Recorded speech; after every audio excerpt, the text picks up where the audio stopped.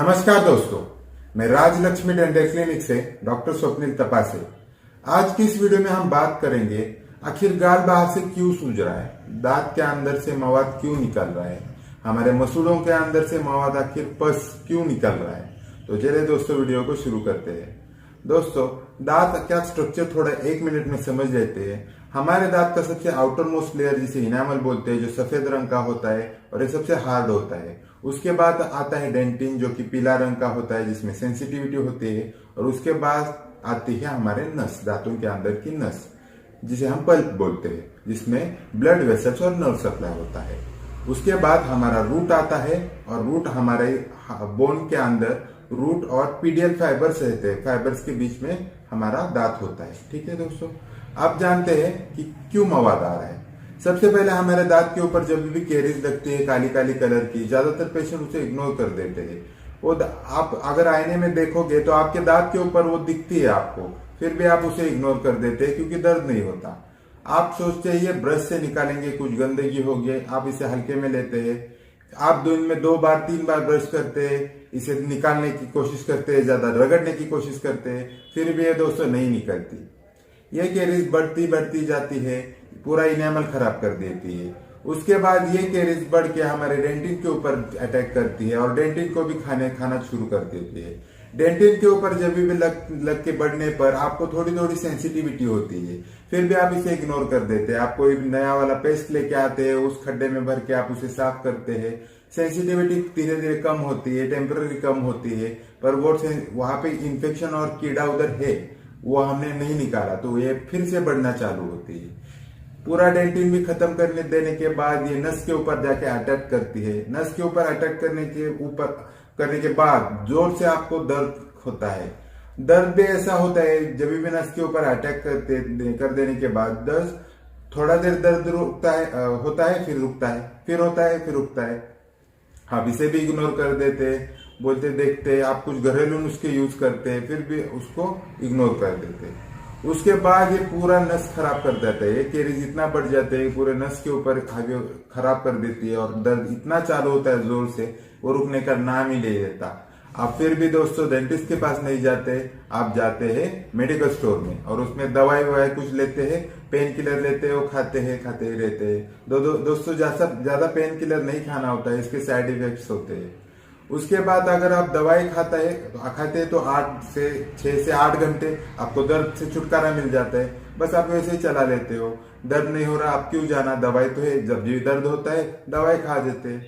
ठीक है, तो उसके बाद भी ये इन्फेक्शन बढ़ता ही जाता है और आप हमारे रूट के अंदर तक पहुंच जाता है, दांत के अंदर में पहुंच जाता है, पूरा नसों को खराब करके पूरा दांत के जो निचले हिस्से में उसको भी खराब कर देता है। उसके बाद यहाँ पे दोस्तों पस स्वेलिंग होता है, मवाद होता है, गंदा खून बनता है और बाहर से सूजन आती है। आप डॉक्टर के पास जाते हो, उसे बोलते हो डॉक्टर कल रात में सोने के टाइम तो सब ठीक था, जैसे सुबह उठा एकदम से फूल गया, एक रात में हो गया ये डॉक्टर।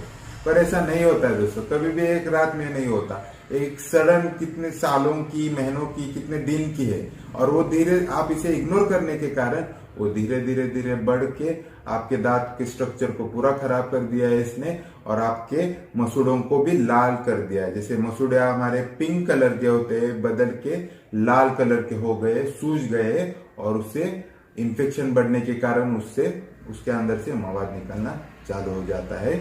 और हाँ, इसके बाद आप डेंटिस्ट के पास जाते हो, डेंटिस्ट देखता है, पहले उस दांत का एक्सरे निकालता है। एक्सरे निकालने के बाद हम देखते हैं कि उसका कैरीज आखिर कहाँ तक बढ़ा है और इन्फेक्शन किस दांत तक, किस हद तक वो दांत खराब हो गया है। उसके बाद हम पहले उसको 3 दिन के आपको एंटीबायोटिक देते हैं, और उसके बाद वो जब भी सूजन कम हो जाए तभी हम उसको ट्रीटमेंट कर पाते हैं, चाहे रूट कैनल हो या फिर दांत निकालना हो। जो भी ट्रीटमेंट है हमें पहले दवाई देते हैं दोस्तों, सूजन को थोड़ा कम करते हैं। सूजन होते जब भी सूजन है तो सूजन के अंदर ही हम ट्रीटमेंट नहीं करते, थोड़ा रुकते हैं, दवाई दे के थोड़ा 3 दिन, कभी कभी 6 दिन की दवाई देनी पड़ती है। और रुकने के बाद आपको 3 दिन के बाद फिर से अपॉइंटमेंट दिया जाता है और आपको बुलाते हैं हम। बुलाने के बाद बुलाने के बाद ट्रीटमेंट दो ही है दोस्तों, एक तो हम रूट कैनल करेंगे या फिर हम दांत निकलवा लेंगे। अगर दांत का आपका सडन आपके दांत के इनेमल को खराब किया है, टूथ स्ट्रक्चर ऊपर का बचा हुआ है, तो हम इसे निकालने की जरूरत नहीं, इसे हम रूट कैनल ट्रीटमेंट करते हैं। रूट कैनल ट्रीटमेंट क्या है, ये मेरे चैनल के ऊपर आपको अलग वीडियो मिल जाएगी, तो उसका डिटेल में अभी नहीं बताता दोस्तों। रूट कैनल करने से दांत का पूरा इन्फेक्शन निकल जाता है। ये रूट कैनल एक दिन में नहीं होता। ये रूट कैनल 2 से 3 आपको अपॉइंटमेंट्स देते हैं डॉक्टर, 2 से 3 बार आपको आना पड़ता है और उसके बाद ये रूट कैनल कंप्लीट हो जाएगा दोस्तों। रूट कैनल करने से ये दांत फिर से अच्छा हो जाएगा। उसके ऊपर आप कैप बिठाओगे, कैप बिठाने के बाद भी ये अच्छा आप खाना पीना उस साइड से कर सकोगे और ये बाद में इन्फेक्शन नहीं बढ़ता उस दांत के ऊपर, और अगर आप इसका ख्याल रखें तो। ठीक है दोस्तों, अगर आपकी डेंटल कैरीज इतना बढ़ गई है, आपके नस को खराब कर दिया है, पूरा जो रूट रहता है, नीचे का रूट रहता है, जैसे दांत जितना ऊपर दिखता है उससे लगभग डबल दांत नीचे भी होता है, अगर उस पूरे रूट स्ट्रक्चर को ही खराब कर दिया है। कोई केसेस में हमने ये भी देखा है, जुड़े हुए 2 रूट होते हैं, 3 रूट होते हैं, इतना इन्फेक्शन होता है कि दोनों रूट अलग अलग दिखने लगते हैं, इतना वो कैरीज दांत को पूरा खा देता है। तो उस केस में दोस्तों हम रूट कैनल करके कोई फायदा नहीं है। आपका दांत गया, उसे हमें लोकल एनेस्थीसिया देके उस जगह को सूम कर देते हैं और उसको निकलवाना ही पड़ता है। निकलवाने के बाद फिर उसको बिठाना पड़ता है। तो ये कारण है दोस्तों कि इन्फेक्शन और मुंह से मवाद आखिर क्यों निकलता है। सेम कंडीशन बच्चों में, छोटे बच्चों में भी होती है। कैरीज इतनी बढ़ जाती है, नस को खराब कर देती है, उसके बाद रूट को खराब कर दिए, दांत को पूरा खराब कर देते हैं। और छोटे छोटे बच्चों को भी हमने देखा है कि पूरा कीड़ा इतना ज्यादा होता है और पूरा मुंह सूजा हुआ होता है। तो क्योंकि बच्चे अच्छे से ब्रश नहीं करते, ज्यादा चॉकलेट वगैरह चिपकने वाली चीजें खाते हैं, इसकी वजह से उसको उन बच्चों में कैरीज ज्यादा होती है।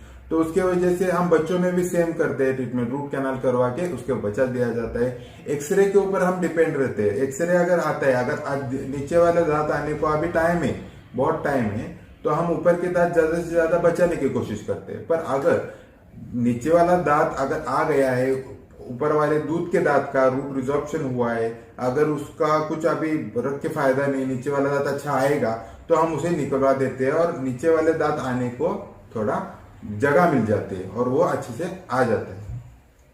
दूसरा एक कारण होता है दोस्तों मुंह से मवाद आने के लिए, अगर आपको मसूड़ों की बीमारी है जिसे पायरिया बोलते हैं। ज्यादातर आप मिश्री तंबाकू करते हैं, गुटखा पान मसाला खाते हैं, स्मोकिंग करते हैं, आपका ओरल हाइजीन मतलब अच्छे से आप मसूड़ों को साफ नहीं रखते, तो ये चीज दोस्तों मसूड़ों को अच्छी नहीं लगती। मसूड़े उधर ही गलना चालू होते हैं, इनमें इन्फेक्शन चालू होता है, क्योंकि इस गंदी मिश्री तंबाकू खाने की वजह से हमारे दांत के ऊपर एक टार जमा रहता है जो मसूड़े के अंदर घुस के रह जाता है। तो वहां पे इन्फेक्शन के लिए चांस होता है, इन्फेक्शन बढ़ जाता है बहुत ज्यादा, मसूड़े गलते हैं, और अगर वो इन्फेक्शन इतना बढ़ जाता है कभी कभी बोन में चला जाता है, और आपका दांत कितना भी दोस्तों अच्छा हो, वो ऊपर से अच्छा दिखता है पर अंदर से उसकी जड़ें खराब होने के कारण वो दोस्तों दांत हिलने चालू हो जाते हैं।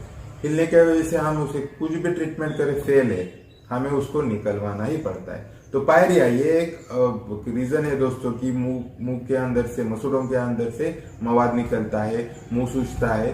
तो इसका भी इलाज बताता हूं दोस्तों।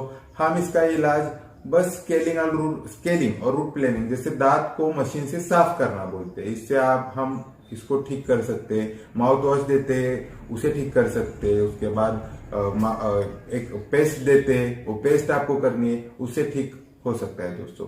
कोर्स देते हैं दवाइयों का 3 से 6 दिन के लिए, इससे इन्फेक्शन कम हो जाता है। इसको थोड़ा टाइम लगता है, पायरिया को ठीक जल्दी से नहीं, जैसे कैरीज होके वो इन्फेक्शन ठीक जल्दी होता है, पर पायरिया का जो इन्फेक्शन है वो उसे टाइम लगता है ठीक होने में। अगर ट्रीटमेंट चालू है और उस दौरान आप फिर से गुटखा मावा मिश्री तंबाकू कर रहे हैं तो वो ठीक होने में फिर से टाइम लेगा।